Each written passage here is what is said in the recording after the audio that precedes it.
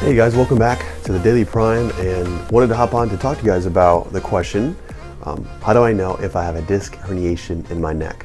So if you're having pain right now, I'm sure you've done your research. You might have been told by your chiropractor or your physician or an orthopod that you've got a disc herniation, and this can sound quite terrifying. I think more and more information is getting out there, but still wanted to sit on today to again give you even additional more information to kind of to think through. So you can actually kind of do somewhat of your own screening at home, and I wanted to just provide some background information with it too. But it's actually quite simple, guys. Disc herniations most often tend to present in the sagittal plane. What that means is that because of the orientation of the disc and kind of how it works, it typically bothers you more so with a movement where your neck goes forward and backwards. Okay, so there's a couple different theories about why it hurts the way it does, but if you bring your chin forwards, there's kind of the theory that the disc wants to shoot backwards, and that can cause more pressure in the intervertebral foramen where the nerve pops out, and that can bother you.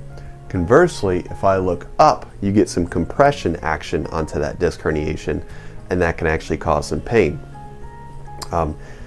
There are such things as like posterior lateral disc herniations and protrusions, which just means it can affect a little bit from side to side, but more than not, you'll know it'll recreate your pain if you feel like you're bringing your chin to your chest or you're looking up.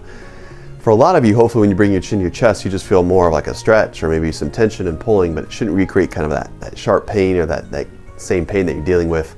And a lot of us may not like looking up just because we tend to have really poor posture as it is, especially at like kind of the lower cervical. So this should really create some pretty strong significant pain when you're doing it if it's a true disc herniation, if it's truly active. So the good news is, as you're kind of walking yourself through this self-screening, it tends to not be as bad in side bending. Side bending is more so provocative for like facet joints, or what we call even these uncovertebral joints that we can kind of develop and have pain in the second and third decade. But you wouldn't necessarily have pain with like a lateral flexion, and you really, with the disc herniation of the neck, you really wouldn't have too much pain even rotating side to side. The disc, it just doesn't tend to bother us as much unless it's really, really irritated. Maybe it bothers you like rotating one side and not the other, but generally speaking, guys, disc herniations in the neck are going to bother you more so looking up and down.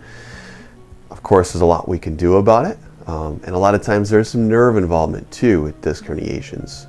You may tend to, if it's an acute light disc, so if it's like the first time you've ever had it, or you've had some recurrent pain in the past couple months, it tends to be a little bit worse first thing in the morning. For those of you that have dealt with this years after years, they tend to not feel so good at night just because they lose some water throughout the day in the disc. It's already slightly dried out, and you get some compression. You kind of get that achy feeling that you need to just sit down and lie down and rest your neck. First things in the mornings, again, for those who have an acute light disc, that tends to be worse. Okay, so just kind of to think through some things and kind of help identify yourself as where are you at in this process.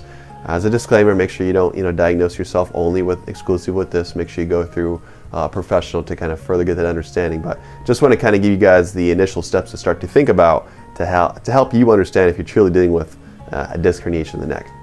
Thank you guys so much, and have a great rest of your day.